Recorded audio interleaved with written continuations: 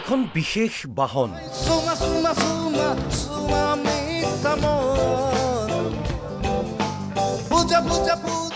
এসময়ত জুবিন গাৰ্গৰ সাৰথি আছিল এই বাহনখন পুনৰ মেৰামতি কৰা হ'ব জুবিনৰ স্মৃতি বিজড়িত বাহনখন ৰুণজুন শীৰ্ষক গীতৰ ভিডিঅ'ত ব্যৱহাৰ কৰা এই জিপখন নিজেই চলাইছিল জুবিনে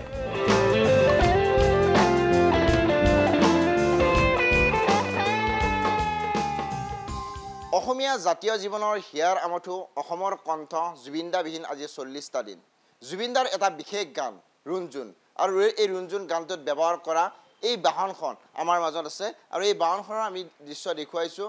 এই বাহনখন 2020 চনৰ পৰা গুৱাহাটী মহানগৰৰ চচলত থকা এটা গেৰেজত আছিল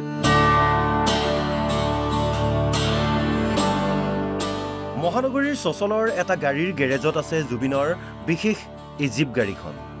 2020 চনতেই জুবিনে বাহনখন মেৰামতি কৰাৰ লগতে অত্যাধুনিক ৰূপত সজাই পৰাই তুলিবৰ বাবে দিছিল এই গেৰেজটো বাহনখনক লৈ জুবিন গাৰ্গৰ আছিল বহুত সপোন ইয়াত এখন বেলচা এখন দি গৈছে এইখন লাগাব লাগিব ইয়াতে পিছপিনে এটা টেংকি এটা সিস্টেম এটা কৰিম বুলি কৈছিলে ধৰক এনে শো আৰু টেংকিটো তো সেই টেংকি এটা আৰু গিটাৰ এটা আমাক ইয়াতে দিম বুলি কৈছিলে কিন্তু দিয়া হোৱা নাছিলে তো সেইখিনি বস্তু দি দাদাই লুকছটো বনা কথা আছিলে কিন্তু দাদাৰ অনুপস্থিত এতিয়া আমি এখন কাম কৰিলোঁ এতিয়া বহুতখিনি আধৰুৱা কাম আছে আৰু এই কামখিনি আমি এতিয়া নিজে আমি গেৰেজৰ ফালৰ পৰা আমি গোটেইখিনি কাম কৰি আমি জুবিন ক্ষেত্ৰলৈকে আমি বৰ লগত আলোচনা কৰি ল'ম টাইগাৰ ছবিখনত বাহনখন ব্যৱহাৰ কৰাৰ পৰিকল্পনা আছিল জুবিনৰ ব্যতিক্ৰমীভাৱে থাকি ভাল পোৱা জুবিনে কিদৰে সজাব বিচাৰিছিল এই বাহনখন কিনি দিয়া বস্তুটোতকৈ হাতে দিয়ে বনাই দিয়া বস্তুটো দাদা বহুত মানে এটা গুৰুত্ব বেছি আগৰ পৰাই আৰু দাদাই তেতিয়া কৈছিলে যে এখন গাড়ী যিমানখিনি যাওক 10 লাখ যাওক 20 লাখ যাওক মই খৰচা কৰি পেলাই গাড়ীখন বনাম কাৰণ মানে দাদা পুৰণা বস্তুবিলাকত বহুত মানে গুৰুত্বটো বেছি আৰু বহুত মৰম কৰে আৰু এই পুৰণা বাহনখনত দাদা আহিব লগা এতিয়া নাথাকে তো দাদা মানে কিমান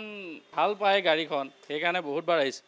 গাড়ীখন এনে জিপে আছিলে পোৱা নাযায় এখন গাড়ী পোৱা নাযায় আমাৰ আপোনাৰ মোৰ জন্মৰ আগৰ গাড়ী এখন দাদাই পুৰণা বস্তুবিলাক ৰাখি ভাল পায় আৰু সেইবিলাক বস্তু সংৰক্ষণ কৰি ৰাখিও ভাল পায় তো সেইকাৰণে দাদাই এখন গাড়ীত নিজে আহিছিল বহুতবাৰ নিজে আহি কথা পাতিছিল কি কালাৰ কৰিব লাগে কেনেকৈ কালাৰ কৰিব লাগে কি কৰিব লাগে গোটেইখিনি কৈছিল মোক কৈছিলে গ্ল'চি ব্লেক লাগিব মানে দাদা কথা কোৱা ষ্টাইলবিলাকে বেলেগ আছিলে ময়ো কৈছিলোঁ যে দাদা আপুনি যেনেকৈ কয় সেনেকৈ আমি বনাই দিম এতিয়া সেই আগৰ পুৰণা সেইটোতে আমি বনাম বুলি ভাবিছোঁ জিপখন ৰখা গেৰেজত আহি সকলোৰে লগত হাঁহি ধেমালিৰে সময় কটাইছিল জুবিনে জুবিনদা আহিছিলে আহি ইয়াতে আমাৰ সন্ধিয়া সময়তে আহে বেছিভাগ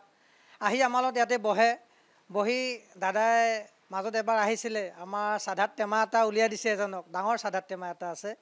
আৰু সেই টেমাটা উলিয়াই দিয়ে কৈছে চাধাটো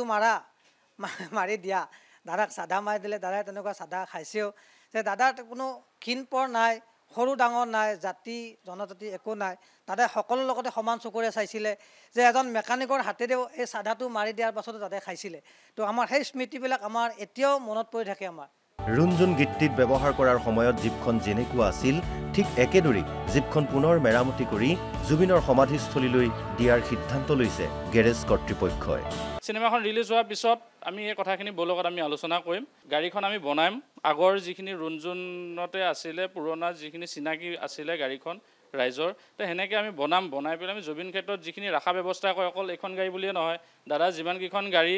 তাতে ৰাখা ব্যৱস্থা কৰে যেনেকৈ কৰে আমি তেনেকৈ তাতে আমি দিম আৰু যদি তাতে মানে কেনেকৈ ৰাখে আমি চাম বস্তুটো যদি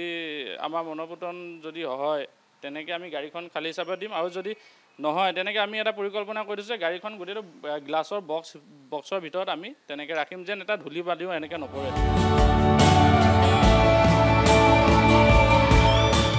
ভিডিঅ' জাৰ্নেলিষ্ট শংকৰ দাসৰ সহযোগত জিতুমণি ডেকাৰ ৰিপৰ্ট অসম লাইভ 24